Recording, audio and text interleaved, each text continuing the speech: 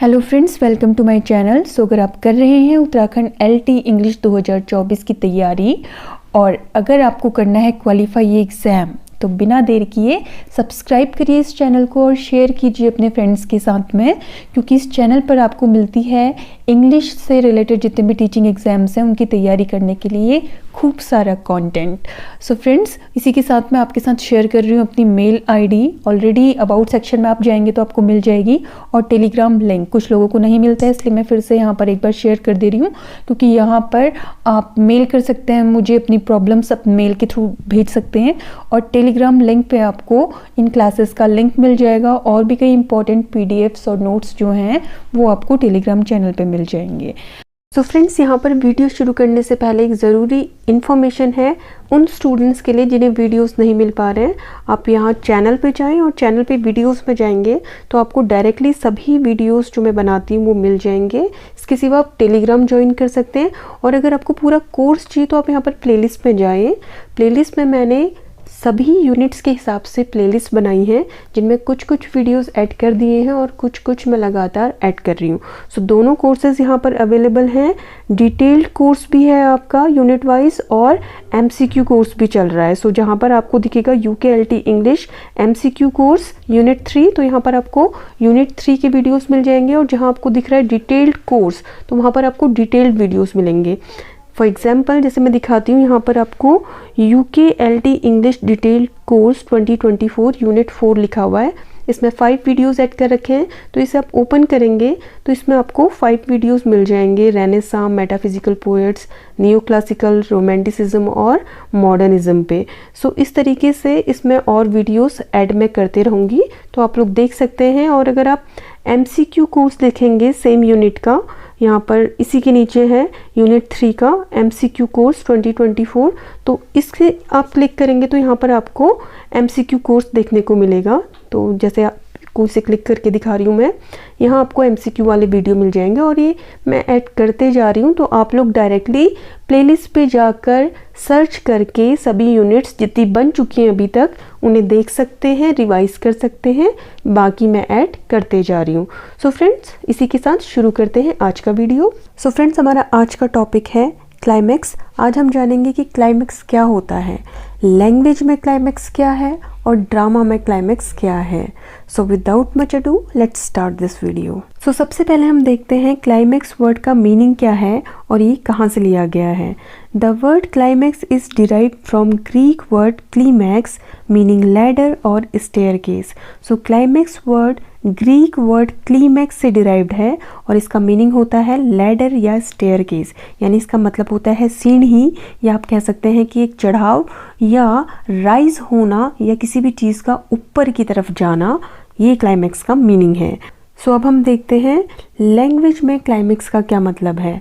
So in language, climax is a series of words or ideas presented in such a way that the sense rises to more important. So language में climax जो है वो एक series है words और ideas की, जिसको इस तरीके से प्रेजेंट किया जाता है कि जो मीनिंग या सेंस है उन वर्ड्स का वो राइज होता है। जैसे जैसे वर्ड्स आगे बढ़ते हैं वैसे वैसे जो उसका सेंस है वो मोर इम्पॉर्टेंट होता जाता है।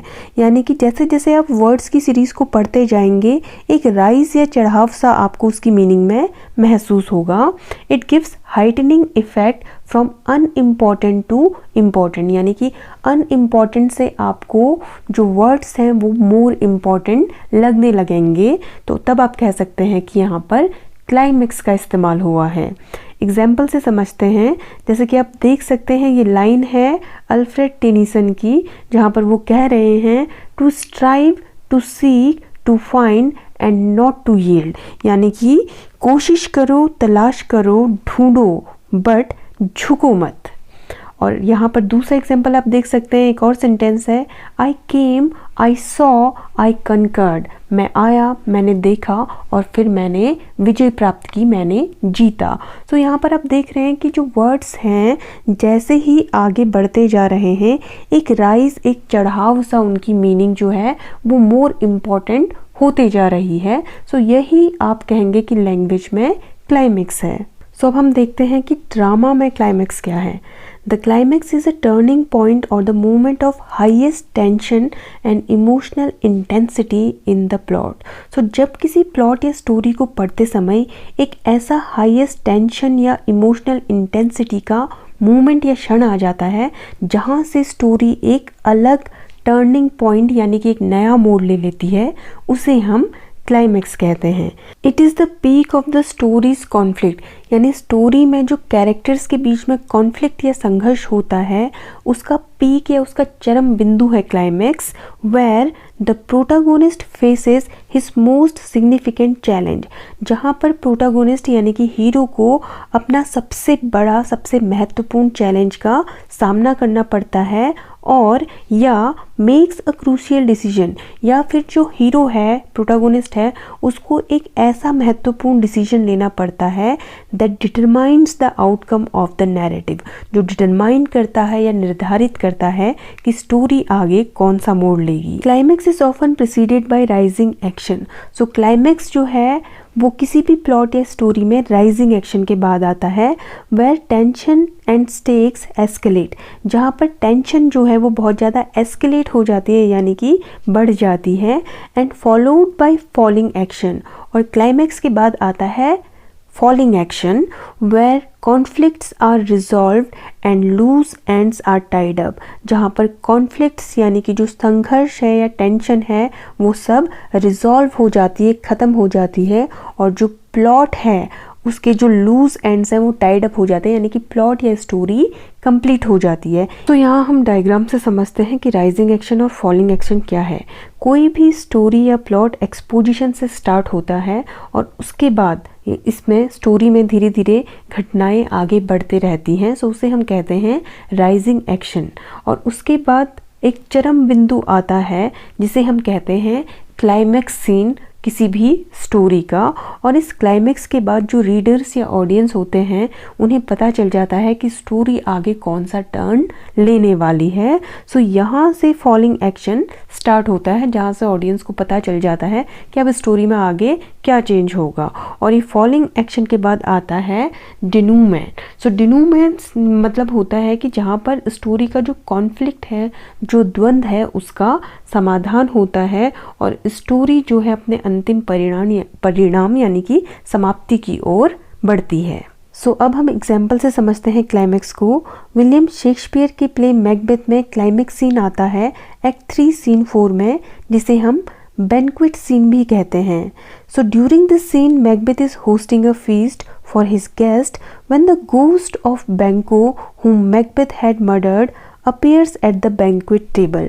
सो इस सीन के दौरान मैकबेथ अपने सभी जो दरबारी होते हैं उन्हें किंग बनने के बाद एक भोज पर आमंत्रित करता है, और इस भोज में बैंको भी आमंत्रित होता है, लेकिन बैंको का ऑलरेडी मर्डर करवा दिया था मैकबेथ ने, तो बैंको का जो गोस्ट है, बैंको का जो भूत है, वो बैंक्वेट टेबल पर आकर बैठ जाता है। Only Macbeth can see the ghost, leading to his public display of guilt and madness in front of guest। So Macbeth केवल उस गोस्ट यानी भूत को देख पा रहा होता है, बाकी जो गेस्ट वहाँ बैठे होते हैं वो बैंको के भूत को या गोस्ट को नहीं देख पा रहे होते हैं, जिससे मैकबेथ का जो बिहेवियर है वो ऐसा लगता है कि मैकबेथ या तो गिल्टी है या फिर मैकबेथ मैडनेस की तरफ बढ़ रहा है। उसके गेस्ट को उसके रिएक्शंस देखकर ऐसा लगता है। His reaction to the ghost of Banquo reveals his guilt over his past actions and foreshadows his downfall।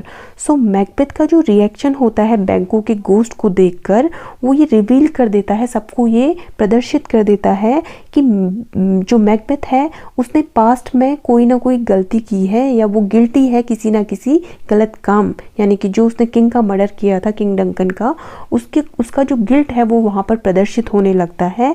And फॉरशैडोज, और वो इस चीज़ की भविष्यवाणी कर देता है या फोरकास्ट कर देता है कि अब मैकबेथ का डाउनफॉल यहाँ से शुरू होने वाला है। The banquet scene marks a turning point in the play. So banquet scene Macbeth play में एक टर्निंग पॉइंट की तरह काम करता है। It is the moment of heightened tension and dramatic impact. So इस मोमेंट में, इस सीन में जो टेंशन है वो बहुत ज़्यादा एस्केलेट हो जाती है, ड्रामेटिक इम्पैक्ट जो है वो भी काफ़ी हाइटन हो जाता है, काफ़ी चढ़ाव उसमें आ जाता है। Setting the stage for tragic conclusion of the play, और ये बता देता है कि अब जो प्ले है उसका ट्रेजिक एंड होने वाला है, यानी कि प्ले की एंडिंग जो होगी वो ट्रेजिडी में होगी। ये जो ऑडियंस है या रीडर्स हैं उन्हें इस सीन से पता चल जाता है। सो फ्रेंड्स, यहाँ पर मैंने आपको समझाने की कोशिश की क्लाइमेक्स। आई होप आपको समझ में आया होगा ये टॉपिक। आज की वीडियो में इतना ही, मिलते हैं नेक्स्ट वीडियो में। Till then stay tuned and thanks for watching this video.